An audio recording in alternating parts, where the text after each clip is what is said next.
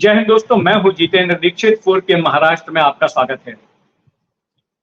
दोस्तों, राम और रामायण के पात्रों के नाम महाराष्ट्र की राजनीति में लगातार गूंज रहे हैं। पहले राम मंदिर उद्घाटन समारोह में किसको बुलाया जाना है, किसको नहीं बुलाया जाना है, कौन बुलाया गया, कौन नहीं बुलाया गया, इस बात को लेकर विवाद हो रहा था। अब इस पूरे प्रकरण में एक नए पात्र की एंट्री हुई है, शूर्पणखा की।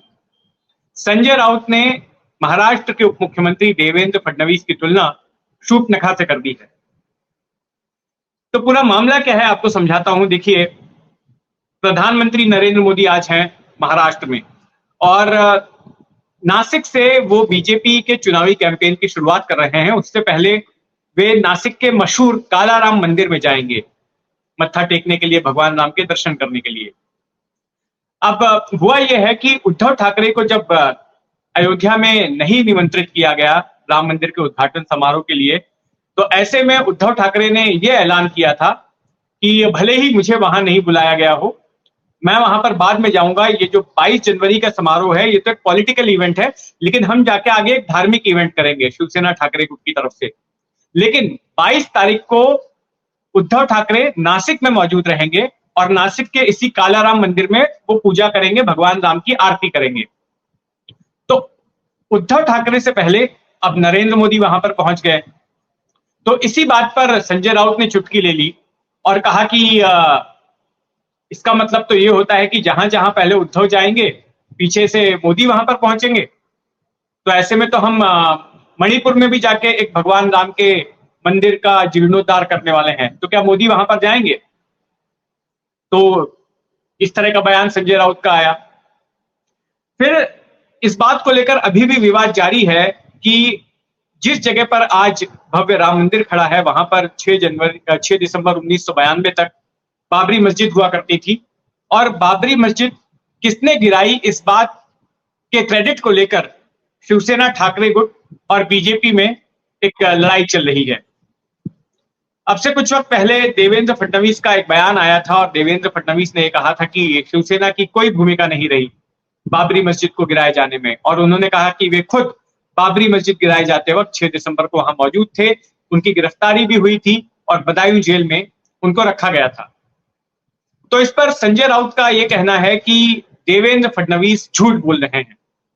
संजय राउत के मुताबिक बाबरी विध्वंस में शिवसेना की ही भूमिका थी, और इस बात का अगर देवेंद्र फडणवीस को सबूत जानना हो तो लिब्रहन आयोग की रिपोर्ट देख ले, या फिर इस मामले में मुकदमा चलाने के लिए जो सीबीआई की विशेष अदालत बनाई गई थी, उनके कागजातों को देख ले।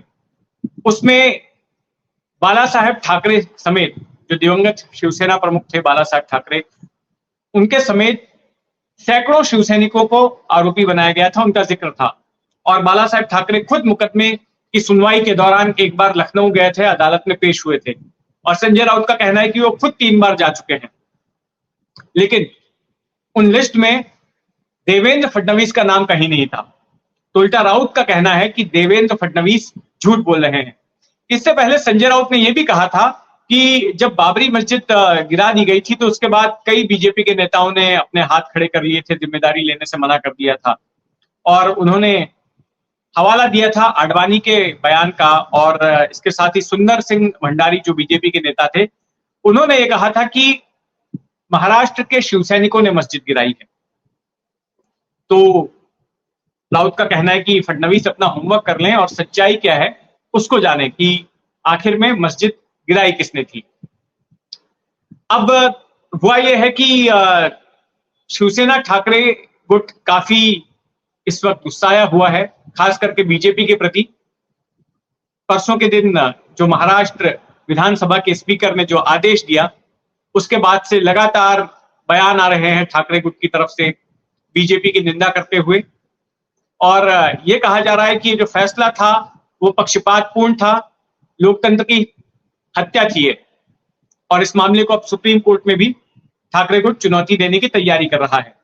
दरअसल जून 2022 में शिवसेना में बगावत होने के बाद शिवसेना ठाकरे गुट ने स्पीकर के पास ये डिस्क्वालिफिकेशन पिटीशन दायर की थी कि एकनाथ शिंदे समेत 16 विधायकों को अयोग्य घोषित कर दिया जाए। उस पर काफी लंबे वक्त तक सुनवाई नहीं हो रही थी। फिर सुप्रीम कोर्ट का दरवाजा खटखटाया गया ठाकरे ग्रुप की ओर से। फिर सुप्रीम कोर्ट ने मियाद तय की थी 31 दिसंबर की, और उसके बाद फिर तेजी से सुनवाई होने लगी। इस बीच स्पीकर राहुल नार्वेकर ने 10 जनवरी तक का समय मांग लिया, तो समय बढ़ाकर दिया गया और फिर 10 जनवरी को स्पीकर राहुल नार्वेकर ने अपना आदेश सुनाया। और अपने आदेश में उन्होंने ये कहा कि जो असली शिवसेना है वो एकनाथ शिंदे गुट की शिवसेना है, और जो अयोग्यता की मांग की गई ठाकरे गुट की तरफ से, उस अर्जी को खारिज कर दिया गया। तो ऐसे में ये बड़ा झटका लगा ठाकरे गुट को, क्योंकि ये कहा जा रहा था कि अगर विधानसभा की सदस्यता से अयोग्य घोषित हो जाएंगे एकनाथ शिंदे, तो ऐसे में उनकी मुख्यमंत्री की कुर्सी भी छीन सकती है। लेकिन ऐसा हुआ नहीं, और शिवसेना ठाकरे गुट का ये पहले से ही कहना था, उनको ऐसी पहले से ही आशंका थी कि कुछ इसी प्रकार का फैसला राहुल नार्वेकर सुना सकते हैं। एक दिन पहले उद्धव ठाकरे ने प्रेस कॉन्फ्रेंस भी ली और इस बात पर उन्होंने आपत्ति जताई कि फैसला सुनाए जाने से पहले जज आरोपी से कैसे मिल रहा है। राहुल नार्वेकर एक जज की भूमिका में है और एकनाथ शिंदे आरोपी की भूमिका में है, और ऐसे में 2 बार उनके बीच में गुपचुप मुलाकात हुई। तो इससे यह पता चलता है कि इन दोनों के बीच में मिलीभगत है, और इस बात की जानकारी एक एफिडेविट के जरिए ठाकरे गुट ने सुप्रीम कोर्ट को भी पहुंचा दी थी। तो उसके बाद जैसा इनको डर था, फैसला उसी तरह का आया। अब इस बीच में बयानबाजी दोनों तरफ से हो रही है। देवेंद्र फडणवीस जो मुख्यमंत्री हैं, उन्होंने ठाकरे गुट के लोगों को ठाकरे के चेले चपाटे कहा, इस तरह के शब्दों का इस्तेमाल किया। तो उसके जवाब में ही संजय राउत ने देवेंद्र फडणवीस को कह दिया शूट न खा, और कहा कि आने वाले चुनाव में बीजेपी की नाक कटने वाली है, देवेंद्र फडणवीस की नाक कट जाएगी। तो इस तरह की बयानबाजी इस वक्त हो रही है, और इसमें दिलचस्प बात यह है कि रामायण के पात्रों के नामों का जिक्र हो रहा है। तो राम के नाम पर विवाद चल रहा था यहाँ पर, अब इसमें शूट नखा की भी एंट्री हो गई है। तो देखते हैं जैसे जैसे चुनाव नजदीक आएंगे, महाराष्ट्र में सियासी हलचल और ज्यादा बढ़ती जाएगी, तो ऐसी हलचलों पर हमारी नजर बनी रहेगी। आप भी अपनी नजर बनाए रखें 4 PM महाराष्ट्र पर, और अगर आपने अब तक इस चैनल को सब्सक्राइब नहीं किया है तो सब्सक्राइब कर लें। इस खबर पर आपकी क्या राय है, अपनी राय जरूर रखें, कमेंट बॉक्स में अपनी बात जरूर कहें, और बेल आइकन दबा दें ताकि जब भी कोई नया वीडियो पोस्ट होता है, जब भी कोई नई खबर डाली जाती है, तो उसकी जानकारी आपको मिलती रहे। इस वक्त महाराष्ट्र की सियासत में और भी 2 बड़े सस्पेंस हैं। एक तो कि एनसीपी किसकी है, इस बात का फैसला जल्द होने वाला है। शरद पवार गुट की है या अजीत पवार गुट की है, उस पर चुनाव आयोग फैसला सुनाने वाला है। और दूसरा कि 20 तारीख को मनोज जरंगे पाटिल जो है मुंबई कूच करने वाले हैं मराठा आरक्षण की मांग को लेकर, तब भी काफी हलचल होगी, और उस हलचल पर हमारी नजर बनी रहेगी। तो जुड़े रहें 4 PM महाराष्ट्र के साथ। जय हिंद।